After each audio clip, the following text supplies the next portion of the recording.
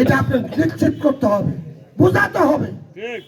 অজগায় পাড়াগায় মাঠে ময়দানে আপনাকে ধারে প্রান্তে ধানের শেষে মার্কাকে বোঝাতে হবে আপনার যে ব্যক্তি ধানের শীষ পেয়েছে সে আপনার সাথে মতবিরোধ থাকতে পারে, ভিন্ন অবলম্বী থাকতে পারে, সকল ভেদাভেদ ভুলে গিয়ে তারেক রহমান সাহেব দেশনেত্রী বেগম খালেদা জিয়ার মুখে দিচ্ছে আমাদের শহীদ প্রেসিডেন্ট জিয়া রহমানের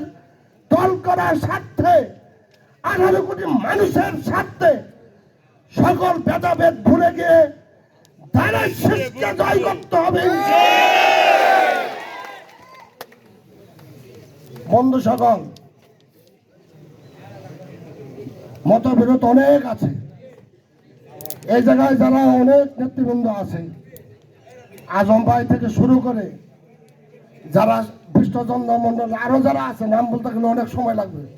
রানা মেনশন সহ, সাগর সহ